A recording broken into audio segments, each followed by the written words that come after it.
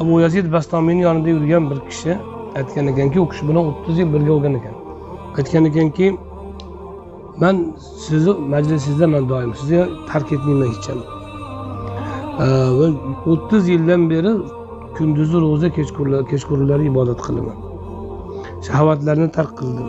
Ammo mana bu siz zikr qilayotgan ma'rifatlar menda hosil bo'lmaydi. Nimaga debdi? Ibodat qilaman, zo'r hammasi. Va siz yoningizda yuribman yana. Lekin menda sizdagi fathlar yo'q, sizdagi ma'rifatlar yo'q. Nimaga?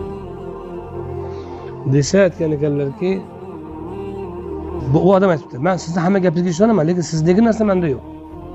Siz gapiryapsiz, ishonyapman, ammo o'zimdan chiqmaydi shuni sizlarga. Desa aytgan ekanlarki, Abu Yazid, agar 30 yil emas, 300 yil namoz o'qisang ham, sen mana shu men seni ko'rib turgan holatda bo'ladigan bo'lsang, men topgan narsadan bir zarra ham topolmaysan. Nimaga debdi? Desa aytgan ekanlarki, chunki sen nafsing bilan o'zingni to'sib olgansan. Nafsing seni to'sib qo'ygan. Buni davosi yo'qmi? Toyinki o'sha hijob to'siq ko'tarilsa-yu, sizdagi ma'rifat menda ham hosil bo'lsa-chi? Desa, bo'ladi. Lekin sen yo'li bor, dorisi bor, uni sen qila olmaysan. Aytaman, lekin qabul qilmaysan sen. Yo'q, qilaman, bajaraman dedi. Shunda u kishi aytdilarki, bo'ldi, bo'lmasam hoziroq hajjomga borgan. Qon oluvchiga hajjomga bordi. Borib sochingni, soqolingni qirdirgan. Va mana bu kiyimlarda hammasini yech. Bitta abo deymiz, oddiy enni o'rab, belingga lungi qo'yib ol. Bo'ldi. Va bo'yningga mana bu xurjinni ilasan. Uni yong'oqqa to'ldirib olasan. Keyin atrofingga bollarni yiqqin. Va ovozingni ko'tarib, voy bolalar, kim meni kelib shapaloq bilan bir ursa bitta yong'oq beraman deysan. Keyin ular kelib shu ishni qiladi.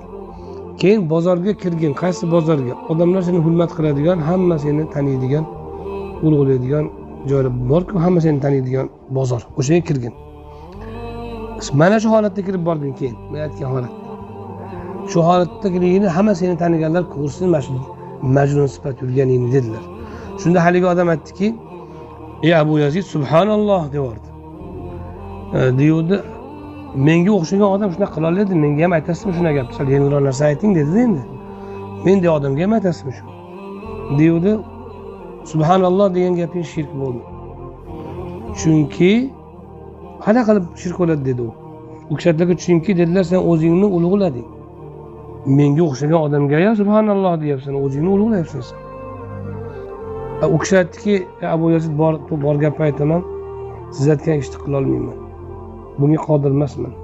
Bundan boshqa bir chora ayting, o'shani qilay. Shunda Abu Yazid aytdilarki, mana shundan boshlagin. Hamma ishdan burun birinchi shuni qilishing kerak. Hamma ishdan burun birinchi bo'lib o'zingni xo'rlab, odamlarning oldidagi martabangni tushirib olishing kerak.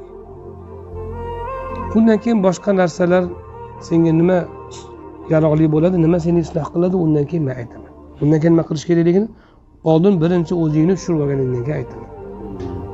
U aytdiki, men bunga toqatim yetmaydi taqsir dedi. Shunda aytdilarki, Abu Yazid, sen boshida qabul qilaman devding. Amal qilaman devding. Mana qilmayapsan endi. Ana a'lam an la matma'a li 'abdin fima hujiba 'anil 'ammati min asraril g'ayb hatta tamuta nafsuhu. Men aniq bilamanki, banda ommadan to'silgan g'ayb sirlariga voqif bo'lish uchun nafsini o'ldirmasa erisholmaydi bunga. Nafsi o'lmaguncha boshqalardan to'silgan g'ayb sirlari hech kimga kashf qilinmaydi. Men buni yaxshi bilaman. Senga bu narsa ochilmaydi. Odamlarni avaidlarni, odamlarning gapi, ulardan keladigan, ya'ni qaytimlarni yirtmaguncha bo'lmaydi. Hayna edin tuqraqu lahul avaid va tadharu lahul fawaid.